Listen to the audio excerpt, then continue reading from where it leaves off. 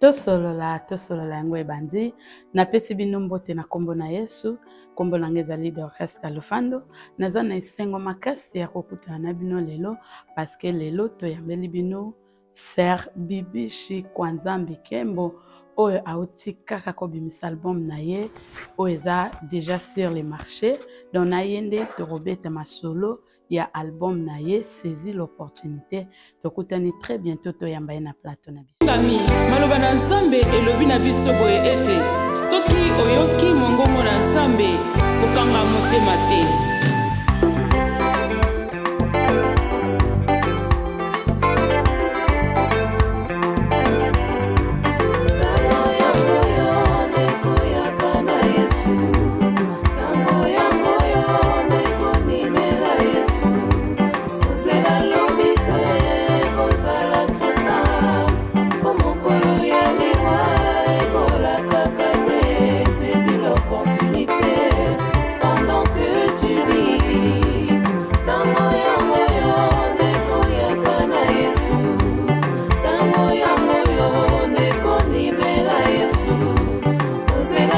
Voilà, comme je vous avais annoncé, lelo toyambi Mama Bibishi Kembo oya auti kobimisela biso album ya kitoko na titre ya Saisis l'opportunité. Mama Bibishi, bonjour et bienvenue na Tosolo. Bonjour Maman Dorcas. Sinon ça va? Oui, ça va par la grâce de Dieu. Ça va. Lelo tosolola album na yo. Ezali titre nango eza Saisis l'opportunité. Mais avant tokota na album na olingo betela biso histoire na yo na Yesu ebandaki wapi? Oui, nazopesa nano nzambe merci oyo a permettre lisusu lelo nga na yo tokutana. Amen. Et tolobela autour ya Jésus-Christ. Amen. Parce que yenda aza auteur ya makambo nyonso. Amen. Ndenge otuninga question histoire na nga na Jésus-Christ ebandi mosika. Soki nalobi ebandaki période moko boye wana peut-être na cause ya wrong. Parce que nzambe ayeba biso. Depuis mabumu ya bamama na biso na benga yango depuis l'éternité. Nzambe ayebaki biso. So otangi na Jean 2, soki na se tromper te Jean 1 to Jean 2, Bible kuna ezotalisa biso Nathanaël. Nathanaël oyo Jésus azoyebise ke nayebaki yo. Ya lobi oyebi nga ndenge nini abi tango ozalaki na se ya nzete nayebaki yo. Donc nzambe ayebaka biso déjà quelque part. Mais histoire na nga na Jésus na oloba ke eutaki mosika parce que ekomaki nde na point moko nde nayaki koréaliser que Jésus azalaki vraiment na posa na nga mpe alingaki nga. Alors nazalaki naza mwana oyo nabotami na libota nakoloba te chrétien mais ndenge toyebi biso mo na Afrique papa na baparents na biso bazalaki mingi bamissionné. Bazalaki komema biso na baeglise tozokende na biso wana ezalaki ka papa azomema yo. Na bandi classe mpe nakomotanga natangi mingi na catholique. Na catholique mpe na banda okende église. Ndenge toyebi église catholique na église nga pardon école nga natangi eza école moko lycée. Donc makambo nyonso ezalaki obligatoire surtout église. Chaque dimanche faut participer na culte. OK. Tobandaki koparticiper ezalaki normal wana nazoloba parce que na banda kokende église. Donc histoire na nga na Jésus ekobanda ndenge nini. Naki kokoma na 3e des humanités. Et un jour il y a une sœur oyo a invité kingai na prière. C'était un lundi, il y a Lily a invité ngai yaka na une église na biso pour que na prière ezaki un lundi ezaki azako samba na Kadeza Erwana ezaki Kadeza. Alors nakendaki église mais mbala na nga liboso malgré que na catholique ba teyaka biso pe liloba nzambe na lobi te ke liloba nzambe eza te mais ezalaki. Mais jour ango ateyaki na histoire ya femme cananéenne ba teyaki biso na histoire ya femme cananéenne. Vraiment verset wana banda na botama koyoka ngo etikanga na ba question ndenge mwasi oyo Jésus azoyebise ke biloko bambwa bapesaka pa ya biloko bana bapesaka pa bambwa te mais mwasi azo ko insister kaka. En tout cas na comprenaki yango penza te. Mais en tout cas etikaki nga na ba point d'interrogation ebele na sur Jésus. Alors nakoloba te ke bateyaki nga liloba nzambe yaka na église mais à partir ya mateya wana et ça là qui kaka moi tant muke un mois je pense na elongo pa ya ba parents na ngai. Na elongo pa ba parents mama leki na biso moko alibota 4e ba mama na biso balaki. Alors salaki lettre asengi ngai papa parent na ngai nakefanda na ye. Alors lesiko na ye pa mama leki na ngai wana pe asona mpo aza na biso esu te. Ntango na ye pa na ye na lupango nakomelaki eza 3 portes. Et les 3 portes nyonso évangéliste mama na biso na katikati pe frère mosusu na suka bango nyonso basambe l'église moko wapi na Kadeza. C'est alors que na bandi kokende église. Donc mateya ona yokaki wana ona comprenaki penza te mais na bien komona ke bazolobela Jésus. C'est alors que na bandi kokende église. Donc kokota na nga na église ezaki wana. Na bandi pe kokende église na ye kokota chorale pe vie chrétienne na nga na koloba e bandelaki wana. Vie chrétienne na bandelaki wana à quel moment ozwaki décision ya kopesa vie pa Yesu ke décision décision nanga koloba kosalela nzambe penza te mais décision nanga ezalaki le na ye na lupango wana na ke kilta liboso bazoteya Jésus. Jésus moko na yokaki kuna nde Jésus wana siko bazoteya. C'est alors que vi nanga mobimba siko na yaki kokota kati na Yesu na bandaki nanu ko ndeti ndenge ezaka avant ozwa baptême na kota na chorale na kota na chorale après nde na yiko ozwa baptême. Et à partir ya wana na côté intercession na komi siko s'intégrer na ba groupe mosusu. OK. Donc si j'ai bien compris au bandaki ko ken église mais ozaki nanu mona na nzambe. Alors je sais pas mais là tout le monde nazo yamba babandaki na en église. Bo bandano na mukilite pour na pe boye na nzambe. Est-ce que c'est important na ba parents ba banda komema bana na église tant ba mikie? Très important. Non, très important. Bible le vina biso que parents ba enseigner bana, ba la kisabana na bango nzela ya nzambe. Moi, je le dirais que ba parents na biso malgré missionner. To banda ko comprendre te. Mais semence ezaki déjà na kati. Parce que semence wana ya malobo to banda yoka kuna malgré que to banda ki ko comprendre yango te. L'éclairage à Saint-Esprit. Mais semence ezaki kati na biso. Ni tete ça, ni peut-être comme yotoza boité. Mais c'est très important. Ngai na lobakango na ba parents ni c'est sa responsabilité à parents. Si tu tangi même na Bible to komona ba roi lokola Josias na âge à 8 ans a commis déjà roi. Ba consacré déjà roi. Et puis à travailler peu bien. C'est parce que zaki na ba base. Peut-être abanda komona ba parents na ye. Peut-être abanda pour te yekola kaka na ba parents na biso te yekola ka na église te yekola pe na environnement na biso. Donc c'est comme ça na kolobelango. Alors à quel moment idée à musique yaki ou ça la musique? Bon, idée à musique je dirais que yaki te spontanément boye ka mbala moko. Nazo koyeba ke même là nazaki na intercession ezaki na sœur na biso moko Jina Kanga na yebite suka kolandanga nazo pesa yembote ya Jina. Tolaki na intercession ko bisanga se bibishi yemba. Na ndo comprendre ete na temps wana. Pourquoi banda ka ko bisanga yemba? Yemba. OK. Wana siko na za Kinshasa après un temps na longo Kinshasa na 2000 na 2001 na Europe. Alors na Europe pe na yebo na bandi na chorale.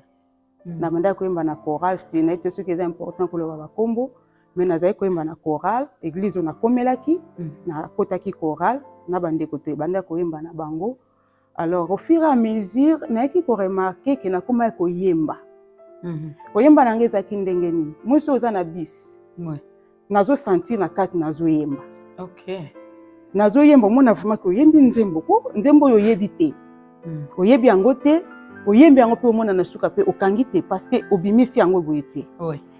Et comment qui fréquent alors na qui kozwa idée peut-être na banda ko enregistrer et on a peut-être na ba téléphone Android te alors et comment qui mingi bata ya méditation mingi banzembo mingi zaki na ya ibandeli penza ndeti banzembo lokola tie dine eza na album ezaki nzembo moko ebotamaki nzembo aliboso na yembaki na méditation après donc zo méditer après méditation on a mélodie moko emati ba téléphone na biso mike Tout ce qui dans on a batouche ou na enregistré moi mélodie mon koboy.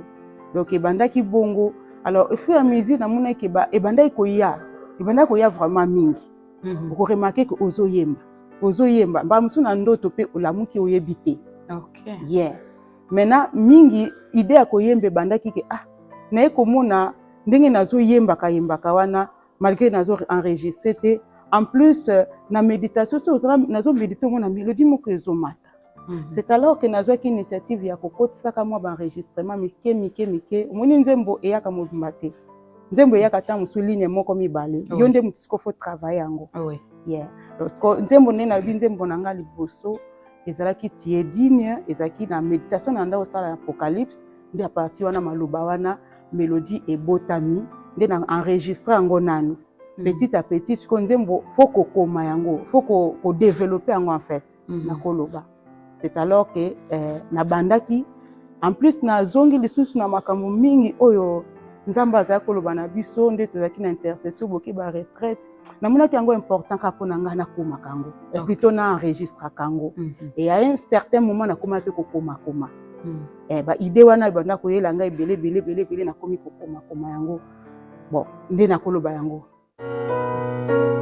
Gloire à l'agneau de Dieu Jésus-Christ, le premier-né des morts, le prince, le roi de la terre, le souverain, le chef, le tout-puissant, le principe de la création de Dieu, celui qui a la clé de David, l'alpha et l'oméga, le germe de l'éternel, celui qui était mort est revenu à la vie et qui nous a sauvés, celui qui mérite toute la gloire, l'honneur, l'adoration, la puissance au siècle des siècles.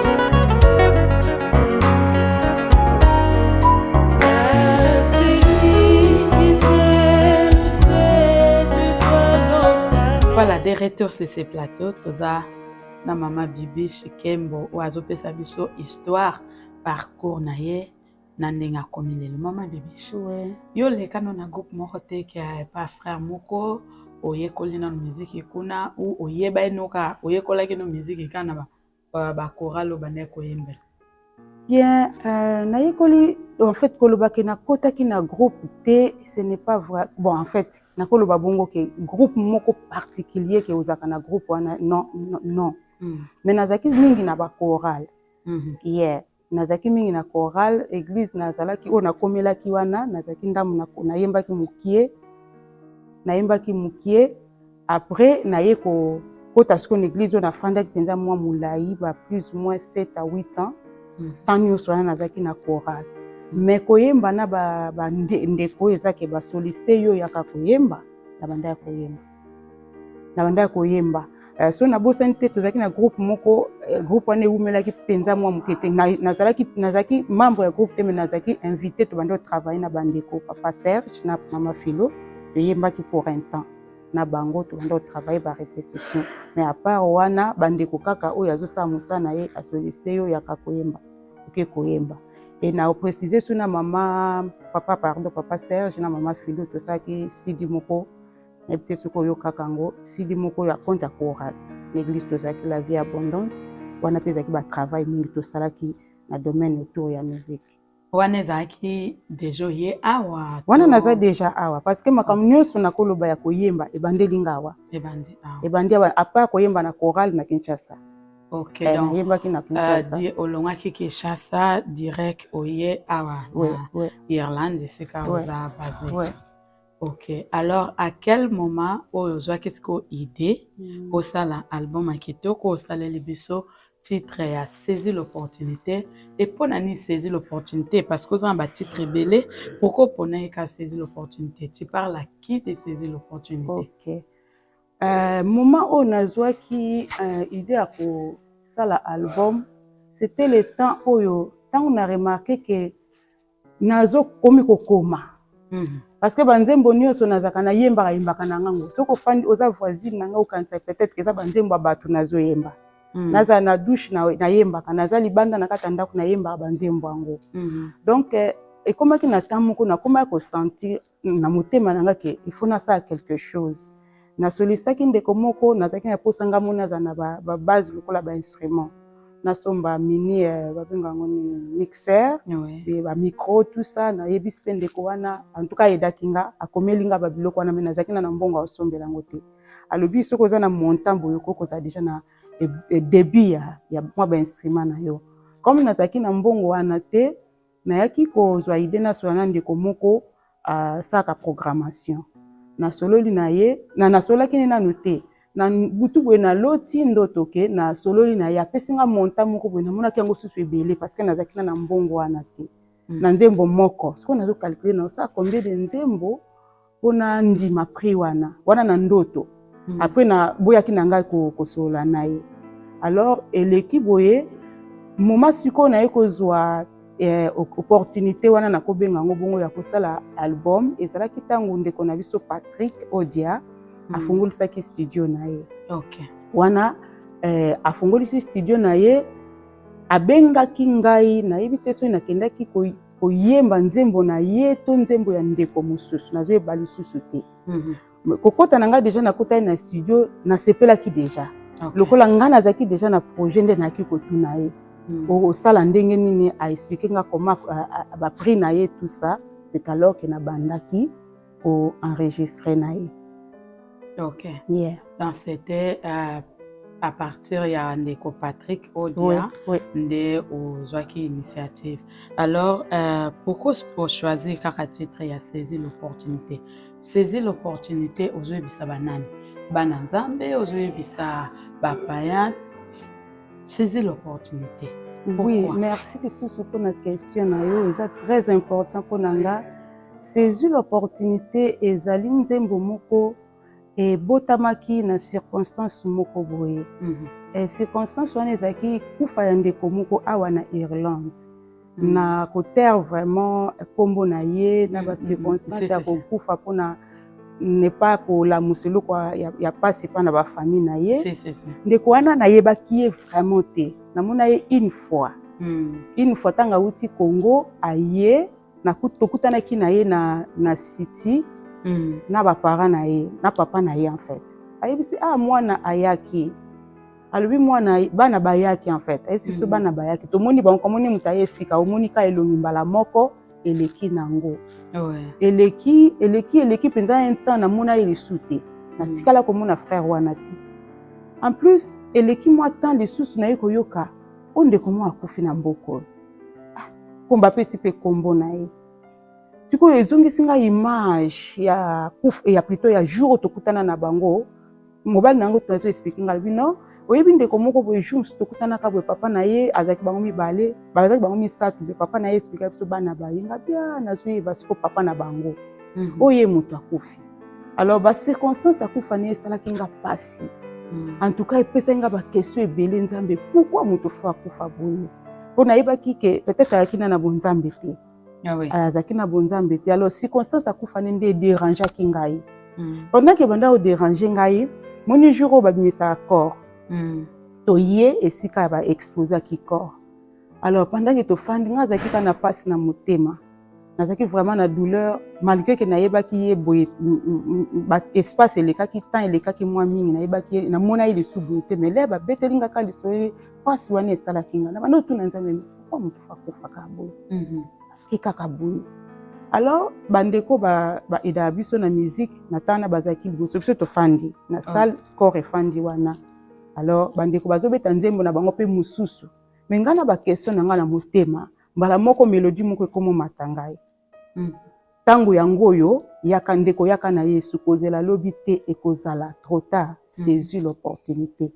Alors ndeka na lobi na moi ba téléphone na biso tozaka nango na fanda na moninga na ngai sœur na biso pembeni azasiko na Londres ayebaki pe lokote na enregistrer kande na fanda ki wana na enregistrer ka moi couple wana mukie en tout cas na sala ki effort na lukango po ba voice eza belé na kopezo angote. Alors on enregistre kinzembo wana extrait wana na enregistre on a téléphone na ngai et au fur et à mesure na continuer na makambo susu na banzembo musu na manda ko sala. Alors là na yesu ko kota na studio na bandi na nga na banzembo mususu o ezaki vraiment kota suka ce n'était vraiment pas prévu peut-être ekota popo na nga na monaki ti siko na omona ngo comme si nzembo ekola kité. OK. Po nzembo ekolaka. Pona nini ekola ete? Donc selon ngai na mona ki ezwa ki vraiment tenté parce que ba maloba msusu ezangaki non maloba ezangaki te na mona ki comme si ezalaki nanu réédité pour na ngana bimisa ngo na temps wana. OK. Mais eloko esalamaki ezake nazaki na titre mususu tout est vanité. Nzembo ezali tout est vanité. Okay. Ngai titre na ngai ezalaki wana par rapport ya ba expérience na ngai. Okay. Titre ezalaki bongo. Mais au fur et à mesure naza na studio nazo ko travailler ezana ba message mingi na banda kozwa. Omona mutu muso azopesa message ndamba talisinga boye saisir l'opportunité banda ozanga te na kati. Okay. Il place wana ndesko titre ya keza comme ndeko moko alobi nanga titre album ba nzembo no eza nini parce que bino bozwaka na soki bozwaka soki ba album ba titre na bino pa nzambe. Bon na yebi pourquoi poser une question na pour pas être chrétien. Alors ba message ndenge banda ko ya bongo petit à petit ba message banda ko ya c'est alors que nayaki kozala convaincu. Ouais. Nazaki vraiment convaincu que plus ba message muta ko pesa message mais saisir l'opportunité ezanga te na kati. C'est alors que nazaki convaincu que titre album il faut ezala saisir l'opportunité. OK, avant au sein la biso extrait tozongi côté à régie bati la biso extrait à saisir l'opportunité et we'll be right back.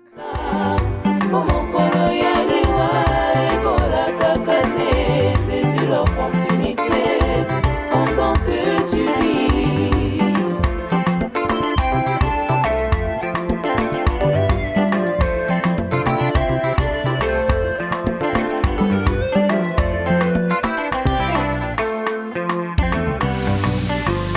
Mingi balo bina kotika masuwe mingi pe balo bina kotika koyiba basusu bakweya malade basuka na mbeto hospital mosusu bakota bakoma bakoka lisusu koloba te po ete bomoi na yo ndeko esimbami na maboko na nzambe moninga sosola ngolu epesameli yo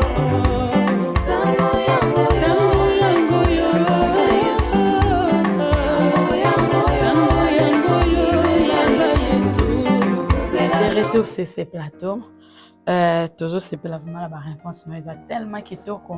Mais avant de répondre à biso na pour titre et saisir l'opportunité toujours le la banane. Est-ce que c'est la biso moins extrait il a saisi l'opportunité pour na bande ko ba comprendre pena oba ocho tal les ayo. Merci. Tango yango yo ndeko yakana Yesu. Tango yango yo ndeko ndimela Yesu. Kozela lobite kozala trop tard. Po mokolo ya liwa ekola kakate saisis l'opportunité pendant que tu vis. Tango yango yo ndeko yakana Yesu. Tango yango yo ndeko ndimela Yesu.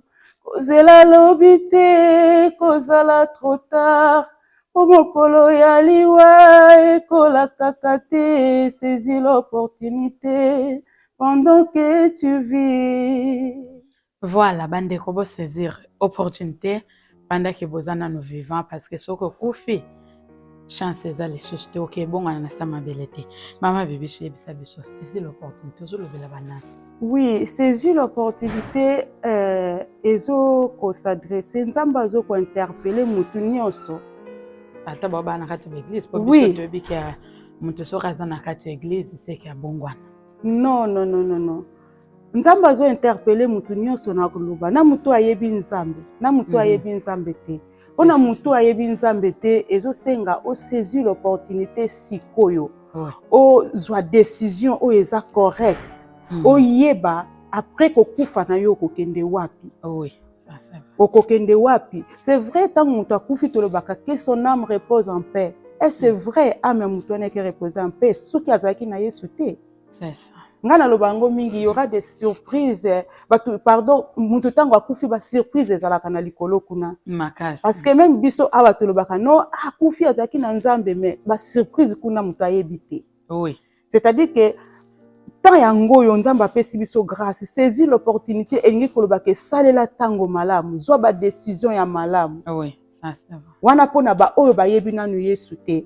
Ce qui totali na verset eza na kati ya na pochette na sima na liboso ya pochette pardon maman verset oyo tozo bela ya Luc kuna bazo pesa biso histoire ya Jésus Jésus bato bazoloba ke non oteyaki na banzela na biso na babalabala na biso toliaki na yo bato oyo Jésus ateyaki na babalabala eza ba oyo bazoyoka évangile na babalabala lelo na bawenze na ba internet et na ba moyen belé évangile ezoteyama bato wana bazoyoka mais bazosaisir opportunité te po babongwana po batika mabe baya epai na Yesu bazomona comme si koye epai na Yesu eza perte ya temps. Or koyeba Yesu nga na lobaka eza na décision moko na kotika regretter na vie nanga eza koyeba nanga Yesu. Amen. Na yembi nzembo moko lobi na destiné nanga obongoli makambo ebele eza parce que na yebaki Yesu. Makambo ebele ezaki na nzela nanga nzamba longola ya mabe. Alakisi nga vraiment que koya na Yesu masi eza na litomba makasi. Amen. Vraiment na ko témoigner en lelo. Amen. Alors c'est sur l'opportunité et ça peut s'adresser na ba o baza kati na lingomba na kati na Yesu. Lelo tozoka makambo ebele mutu aza na kati na église na banga nzambe te. Azo vivre na impudicité, azo vivre na vie ya débauche, vie ya vol, makambo mabe ebele. Mutu wana soki akufi lelo akomona nzambe te. Ngai nazo juger te. Oui. Nazo juger te mais nzambe alinga masumu te. Oui. C'est vrai que toza batu, tozo vivre na mokilo ya se, toza na ba faiblesse, toza na ba makambe belé oyo vieil homme na biso ezo ko exiger yango parce que koya na kati na Yesu masi ya bomoto na biso akale kufite. Biso nde mutu siko faut travailler. Yango nzembo ezo lo ba divin potier. Tozo zonga siko kuna. On ezo parler sur notre vieil homme. OK. Mais au moins saisir l'opportunité ezo ko s'adresser aussi na ba chrétien, ba pasteur, ba évangéliste, ba chantre. To sengel ko saisir l'opportunité. Voilà. Il faut te saisir l'opportunité. Au chikoloba titre ya nzembo moko awa. Est-ce que c'est la biso moins extrait non?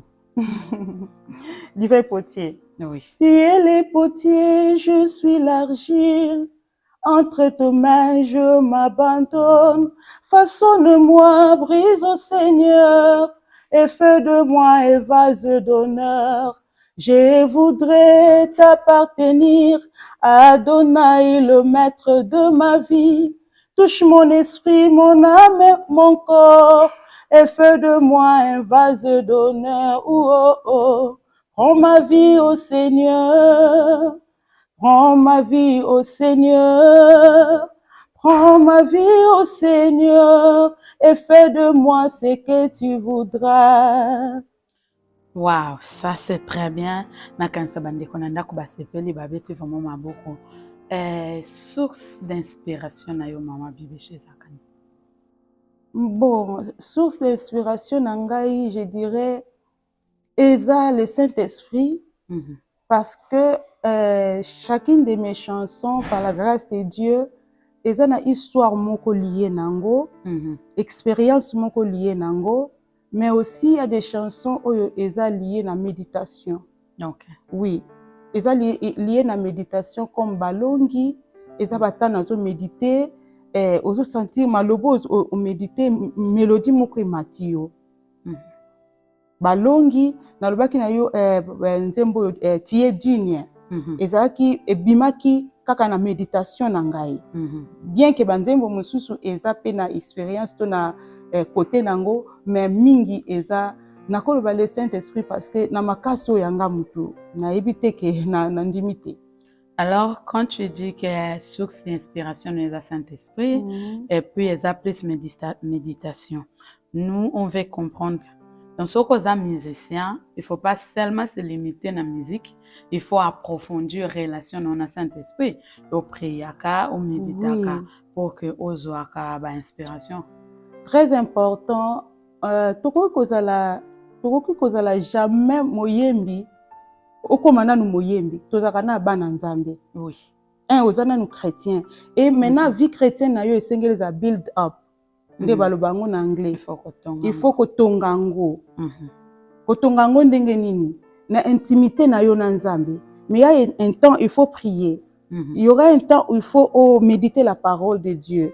Et puis yoka kape maloba parce que malobo to tangaka to méditer mais il faut yoka kape.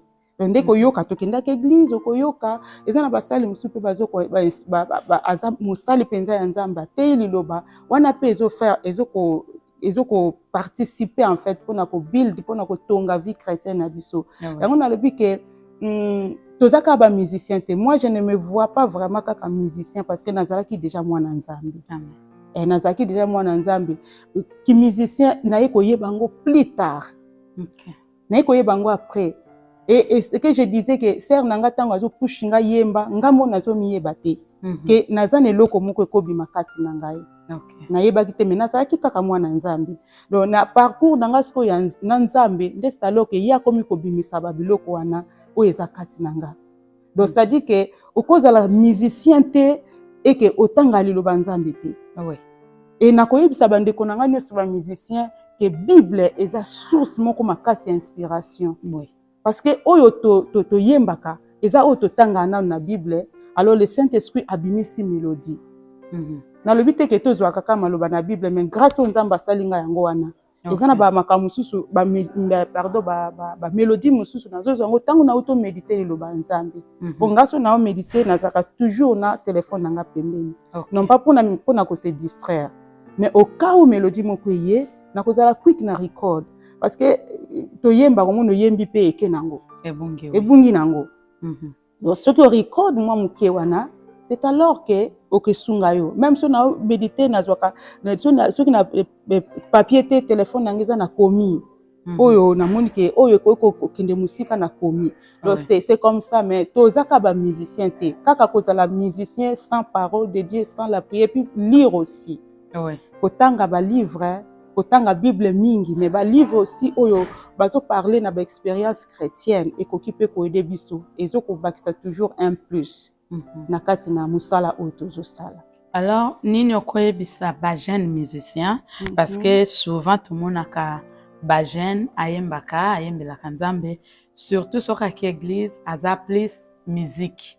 Focalisation na eza musique parole prière eza ko intéressé te mais mingi eza ayewana ayemba abeta musique akende nini okoyebisa ba jeune boya na sima o bazo mener vie plus musique ke Nzambe wana na kosenga bandeko nanga vraiment please et pardon ekundaka na koloba nini ekundaka eloko Nzamba tie kati na yo. Parce que Nzamba linga to travailler en collaboration na ye. Amen. Nzamba linga to travailler en collaboration na ye. Donc c'est-à-dire que ye akopesa yo mais yo pe fo Nzambe fa mona pe intérêt na ye kati na yo. Ça c'est vrai. Nzamba zaka muta ba intérêt na koloba. Donc akoki ko travailler na mutu moko te azomona eloko moko ebima pa na yo te. To yo oza na intérêt ozo pesa pa na ye te. Alors na koloba nini bandeko na ngai o nyonso toza na posa ya kosalela Nzambe ya koyembela Nzambe eza il faut tozala plus attaché attachement na biso olobi eloko solo mama lelo bandeko na biso ozala komona bosisi koyemba bango babimi. Oui. Bango babimi siko nga na mitunaka sikoyo na comprendre ngo te meza malamu te ezokunda po batu mingi okomona ye azali eloko penza ya Nzambe koko bima. Mais à cause de l'eau, on a négligé la parole, on a négligé la prière. La plupart ya mangomba na biso ezalaka komona ba musicien ba ya kapenza intercession te. Ba fanda kapenza ba séminaire te. Bon séminaire anga to soki eza soki ba betel biso instrument ba kei. Ezo zindisa eloko Nzamba te kati na bango, to kati na biso.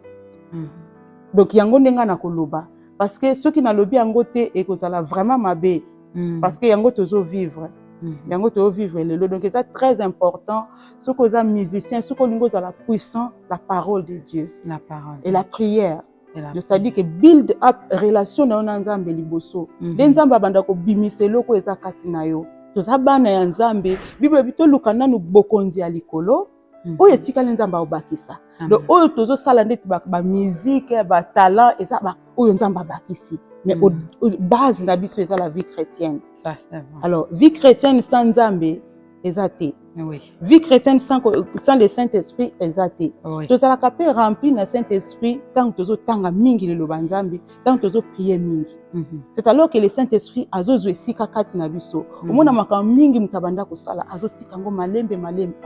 Oyi batena zaki mutakanda na zaki mutabu. Ezo longo yango mo parce que plus ozo poussa na liboso Nzambe pene ya Nzambe plus nzambe azo travailler kati na yo. Alors okozala musicien moko puissant na domaine wana parce que oza plus pene ya nzambe que pene ya musala na yo. Merci.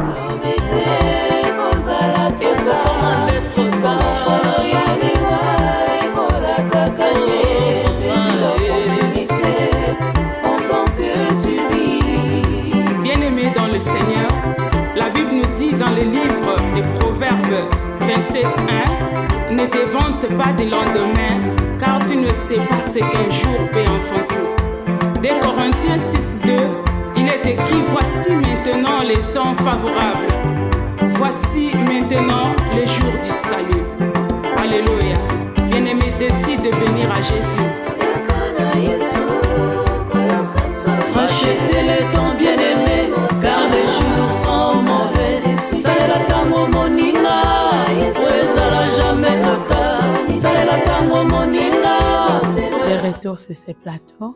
Maman Bibiche, tozana album oyo tikobima. Saisir l'opportunité oyo nga na 8 ans koyoka banzembo nyonso. Banzembo eza vraiment kitoko bandeko nazo senga na bino bokende ko procurer album oyo. Eza na ba plateforme nyonso ya téléchargement. Je crois na suka Maman Bibiche akopesa biso bisika nyonso tokoyo kosomba ngo CD eza déjà disponible na marché ya ba disque bokende kosomba ngo na Soeb Sabino bokozala desite. Eza vraiment album moko très puissant. Banzembo eza makasi. Banzembo olingi ya prière okoyoka. Olingi ya kobino, olingi ya méditation. Donc eza vraiment album moko ya kitoko. J'ai pris mon temps de na lobaki ya koyoka ngo nzambe vraiment apambola yo na msala kitoko ya malamu osaleli biso. Tozokende malembe na suka. Mena kolinga osalela biso extrait ya tu es dit. Merci. Pakatu kumibale na mine bikela muna bomoy bakukumba meleyo bapabwaki mitole na bango liboso na yo mosantu mosantu mosantu mosantu mosantu wana pate obongi na nkembo oza nzambe na nguya oza nzambe na nkembo nyonso oyo eza na bomoi Yesu enetola bonzambe bonzambe na yo. Wow. Wow, tobetele maboko vraiment. Eza vraiment nzembo moko kitoko. Nzambe azwa lokumu mpona yango. Mama Bibiche yebisa biso ba difficulté nini ozwaki ntango ozalaki ko préparer album oyo et puis ezuyo combien de temps po ebima? Oui, ba difficulté ezalaki vraiment makasi. Ezalaki mingi na koloba. Yeah, parce que nayebi ke nabimisaki album na 2016-17. Pourquoi 8 ans nazalaki na projet déjà ya kobimisa yango. Yeah, nabimisaki yango déjà, mais dès que nabimisaki album nazwaki bataki ya makasi. Okay. Peut-être tolobela yango après. Peut-être prochainement. Mais bitumba nango ezaki vraiment makasi. Alors je me posais la question, est-ce que batu nyonso babimisaka album ezalaka aboye? Yeah, ezalaka aboye. Alors ti nakum esalaki nga kobanga. Esalaki nga vraiment kobanga. Quand je parle des attaques, ezalaki vraiment les attaques parce que j'avais compris que eza makambo mingi toyeba te. Toyeba te, donc l'ennemi ayebaka en avance. Oui. Ce n'est pas qu'ayebaka full package ya makambo na biso, mais ayebaka en avance. Oui. Alors nazwaki vraiment babitumba makasi et na mitunaki pourquoi na koko kuta na ba difficulté boye ezaki même na butu tout ça moi yo la vie ezate. Alors naiko zo message mo ke obimisi yango too early. OK. Alors naiki ko zo résolution na stopper. nazwa lisusu temps nabondela Nzambe. Mais je dirais que bitumba elekaki tellement makasi namonaki na continuer nanu lisusu koluka elongi ya Nzambe. Mais plus nazalaki kozela, plus nazalaki kozela, alors je me suis dit mais pourquoi nazozela kaka? C'est mieux ya obimisa yango oyo ekoya eya nango kaka. Donc moni raison pour laquelle tant nabimisa yango nyonso. Ok. Nalingaki lisusu te nabimisa moko na annoncer parce que ezalaki ba contretemps makambo ebele banda ya kosalema. Nabaki ebima kaka bato bayoka yango naza na eloko mosusu ya kosala nanu te ebima kaka. Ok. Album ezo contenir 10 titres. Tous les 10 titres eza na réseaux sociaux, na ba plateforme nyonso ya téléchargement, eza pe na CD bande ko bokene vraiment kosomba yango. Nazo ko assurer bino album eza ya Nzambe. Eza rempli du Saint-Esprit. Donc tango zo sambela tia yango, beta yango, sambela na yango elongo okozwa ba solution na ba problème na yo. Alors maman Bibi, je te tiki non album à part. Na mboka oyo toza na problème moko ya basala Nzambe. Je sais pas ce qui yo constatant yango, mais basala Nzambe na mboko baza na ba camp. Bazaka na ba camp. Donc ba camp oyo na camp oyo bayoka na penza te, camp oyo na camp oyo bayoka na raté. Qu'est-ce que vous pouvez dire? Parce que moi je pense que c'est un chantre et qui peut-être quoi affecter yo na promotion do na makamsusu. Par exemple, le pasteur na yo azamutu ya kamoko boy. Yoko kene na kawana mususu te to église wana mususu eko benga yo te okene ko sala promotion ya album na yo.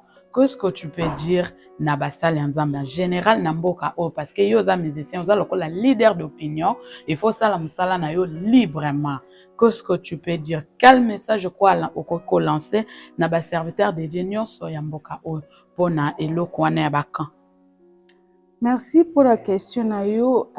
Ngai naturellement naïba makambo te.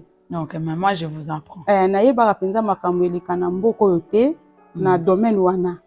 Alors ko lobela penza bakan na yoka nanu te.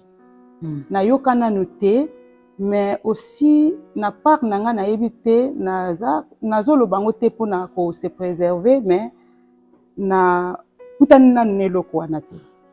Donc yo sala yo libre. Donc partout bazo benga yo ba pasteur tout bazo benga yo okende ko prester na l'église na ba. Na kutani nanu nazo ba na kutani nanu te ke na remarquer quand ezate. Alors na niveau yo nga naza nanu ba bengi nga te ke yaka koyemba to yaka ko prester pa na biso.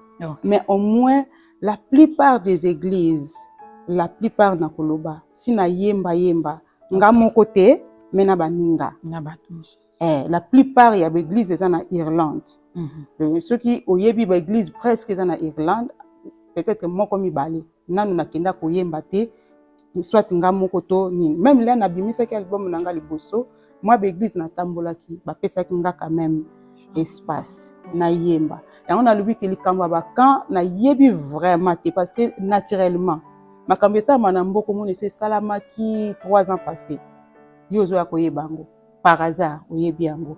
Mais pona sikoyo naza na stage o ezake nga mutu fona benga. OK. Nga mutu fona benga pasteur papa na ngina leka. Mais babisiko na uto leka déjà ezaki vraiment na problème te. OK. Peut-être si on a continué, mais au moins aussi na koloba nini. Wana nde constant to remarque nga na sali pona leka ki pa ya musale moko fallait batila nga playback. Batia CD et beta. Mais alobaki ke noto sala kango de soute. Po baninga musu balekaki basalaki yango na ndenge ba perturbaki kilt. OK. Wana nazo pesa bango raison parce que moi personnellement na respectaka. So bo pesa 5 minutes na osala 5 minutes. Nzembo esile sila te 5 minutes na osala. Et ça très important parce que nzambe pas nzamba ordre. Ça c'est vrai. Nzamba ordre bato si basaki déjà programme à kilt. Alors biso ba musicien pesa na nous na koko adresser nango ke to respectaka ba principe ya bisika to kei. OK. Parce que na yebi ke zaki bongo te. Na yebi ke na ndako wana ezaki bongo te, mais ceux qui ba tie ba principe wana c'est-à-dire que biso pe tozoko quelque part ko respecter te. Mais pona basali Nzambe na yebi vraiment loko na oloba te. Mais na yebi ke ba considérer biso que toza part ya church. Nga na yebisaka bato nyonso te ba église nyonso ezaka église nanga. Soki bo invité nga nakoya. So bo invité nga boza na séminaire nakoya. Pour nga nazwaka toutes les églises toza corps ya Christ. Ça c'est vrai. Et puis biso bayembi toza pe na un plus tozo ko apporter l'église. Même ndenge na sali album oyo. Soki bayembi baza lisusu te. Soki esuki kaka be bayembi baza lisusu te. Adoration pe banzembo l'église pe kozala suté. Oui. Donc c'est-à-dire que nazo ba ke biso na ba pasteur tozo travailler na biso kaka na katelanga ya nkolo. Mais biso bayembi tozo sala effort tozo ko apporter un plus. Oui. Na oyo basali bazo sala. Na sens wana koloba pa na bango. Donc na kolobango ndenge nini ba comprendre biso. Oui. En plus ba comprendre biso na terme na ko utiliser te. Bazwa biso lokola bana na bango.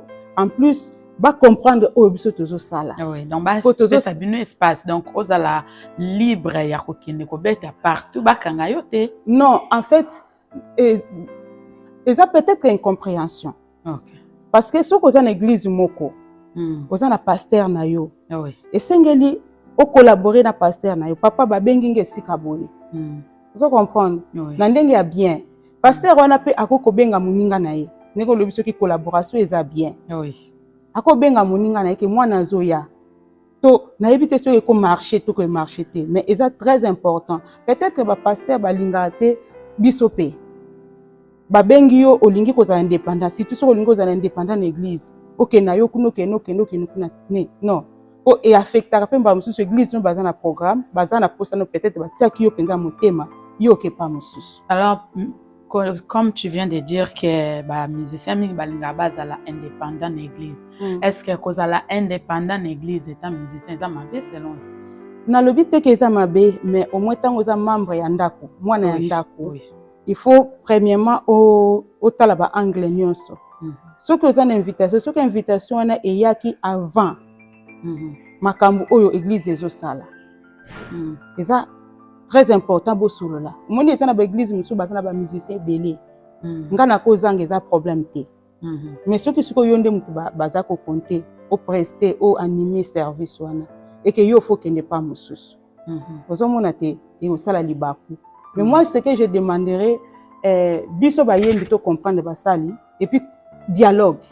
Bo solo la ezaka très important. Bazwa biso te que peut-être pour abimisa album aza beauté. Toza na biso kaka na se makolo parce que nzamba zo mona biso toza na se. Il y a leadership na bango. Tozo bakisa pe un plus na biso. Donc c'est-à-dire que moi je conseillerais à mes papas ba maman na biso pour ba maman na biso pour travailler à côté ba papa. Donc ba considérer biso tant que bana. Ce qui berrer a bongo ezalaki. Ba considérer biso que ezaki faiblesse mais koloba, c'est important. OK. Biso pe ba yembi. To luka ko travailler en collaboration na basali. Na ba église otozali. Mais to yeba que ce qui naza ngamutu naza naza na église wana esengeli na yeba ke ba responsabilité mingi ezozonga pa nanga. Donc ce qui église nangeza na programme ke na ke pa mususu. Et ça bien te. Oui.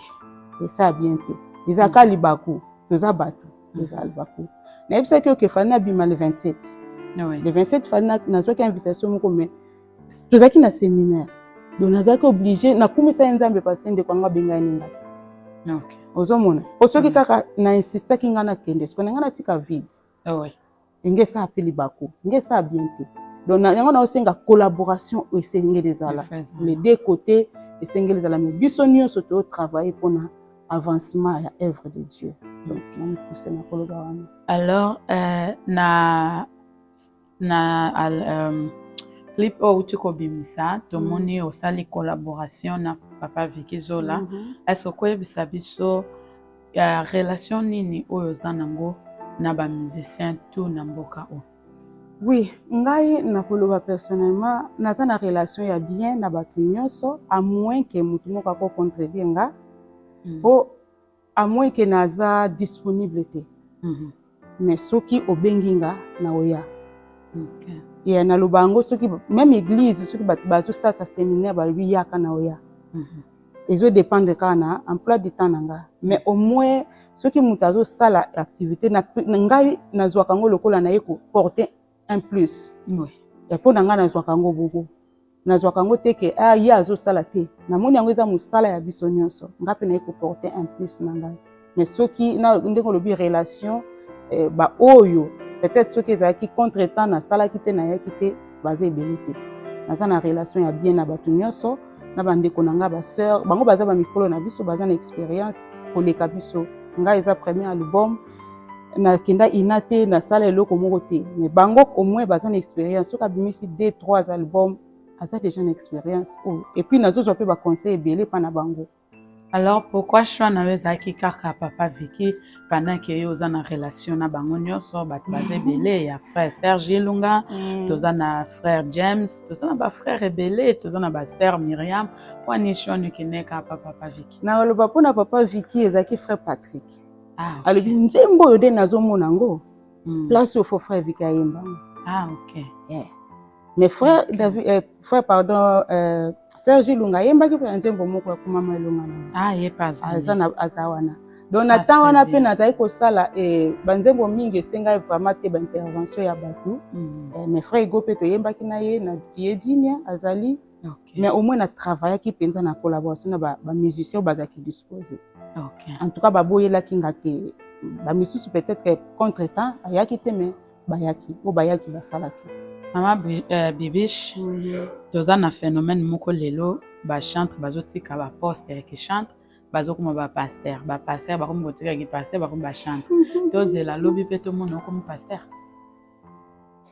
Bon omoni makambo ya Nzambe ngai na ko répondre na question wana Mama Bibiche tozela lobi to mona yo yango na lobi osala église na yo na c'est pas ba chantre ozoyemba na bango eza nango simple yango na lobi eza phénomène ya mabe te donc chantre comme ne pasteur eza normal yango na lobi te Nzambe moto abengaka ngai nalingi ko répondre te parce que nayebi oyo Nzambe aloba na nga non lobi pasteur te na lobi te ki pasteur nga déjà nakima ba titre nga nalinga musala bato yango na lobi ke nalingaki yo otuna peut-être okopose nga question mosusu nga nateyaka nayembaka nainterprétaka nasala confiance donc nga naza bato bayebi nga naza autour ya biloko wana nyonso donc lobi bandeko tozela Mama Bibiche pasteur tokomi na biso na suka baprogramme na yo eza ndenge nini et puis opesa bandeko nyonso baplateforme oyo bakokende ko télécharger album na biso ya saisi l'opportunité puis sikani bato bakokende ko procurer CD na biso eza déjà disponible. Merci naza na leaflet moko awa yo lakisa yango bandeko nazo lakisa yango banzembo eza na Google eza na Spotify eza na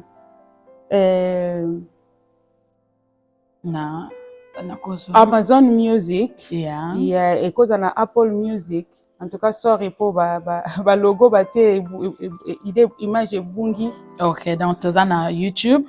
Soki bobeti kaka Bibiche kwa Nzambe Kembo bokomona album, soki boke na Spotify bokomona pe album et puis na Amazon Music bokomona album dans ba plateforme nyonso ya téléchargement ata so bobeti kaka komona na Google bokomona album ekobima et puis ba plateforme na nyonso ekobima.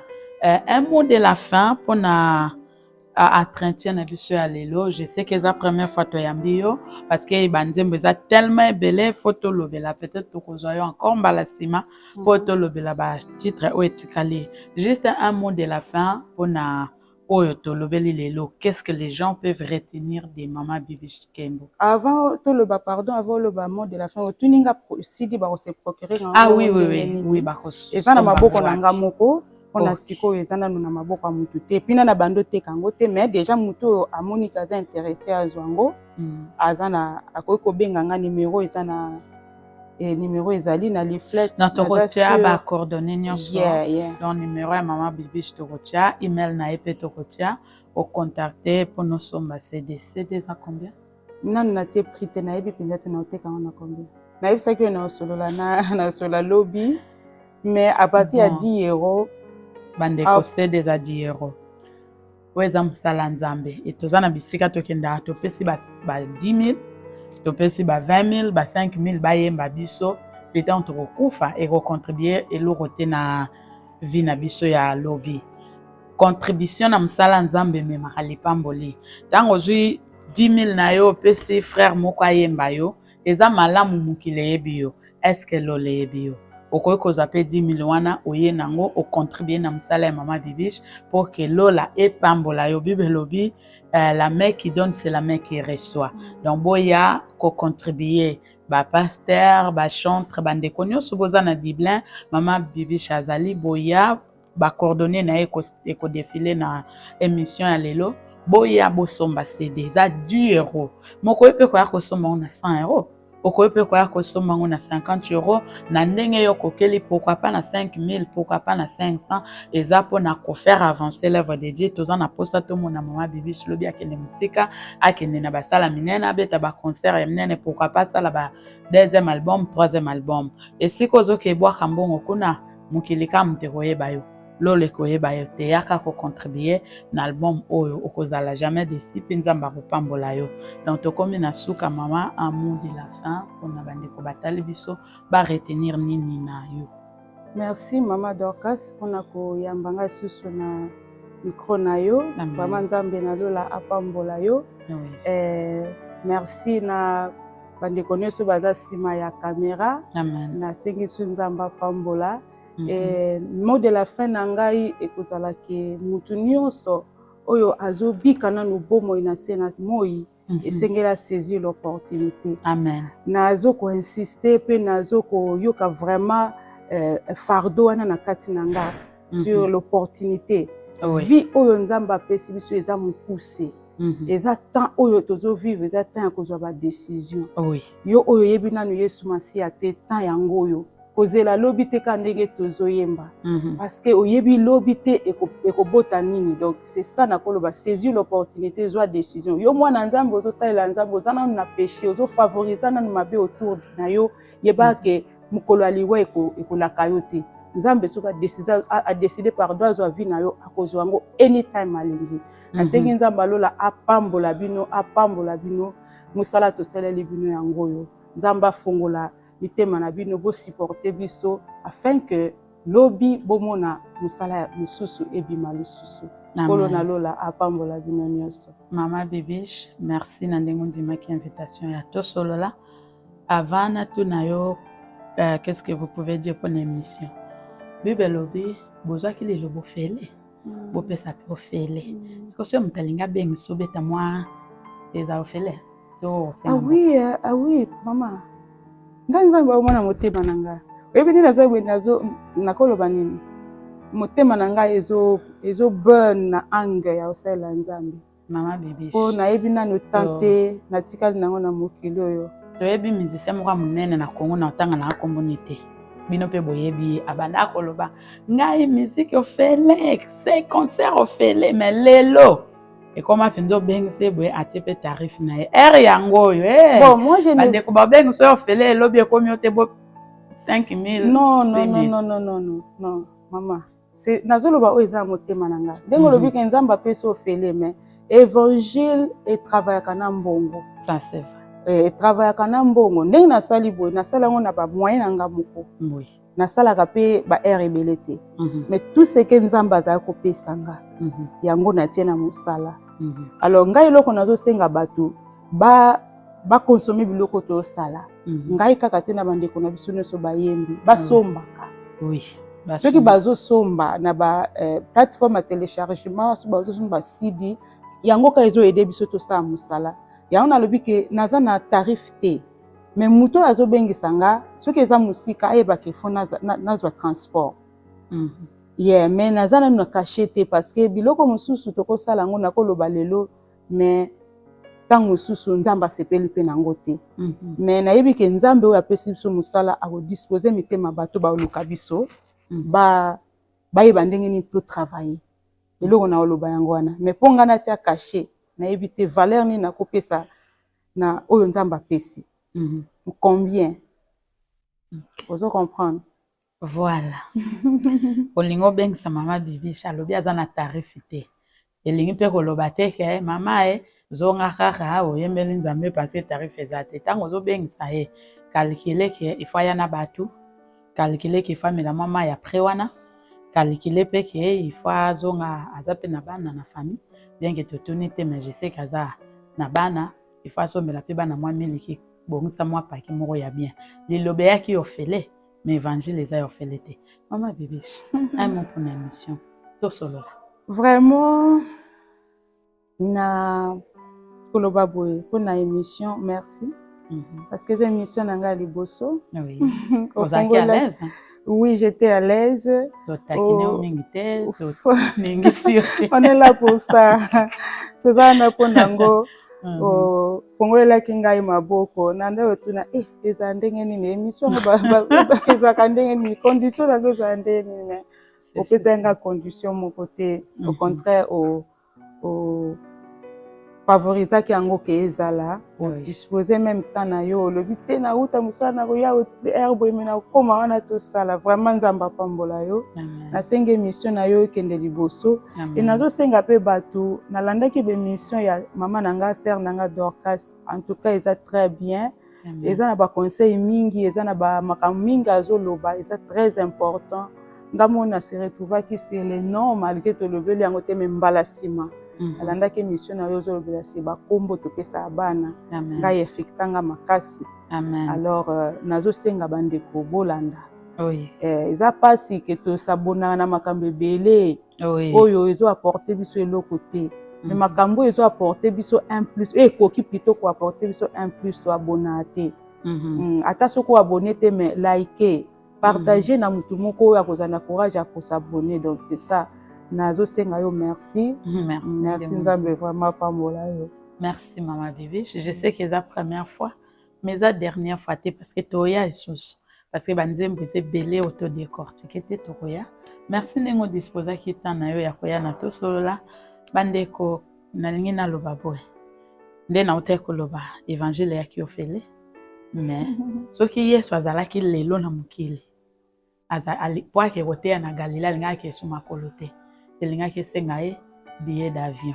Donc pour maman Bibiche akende peut-être koyemba na Belgique et kosenga yo somba CD au contribuer au lobby tomona ye na Belgique, na France, partout dans le monde pour na msala ya Nzambe. Tout solo.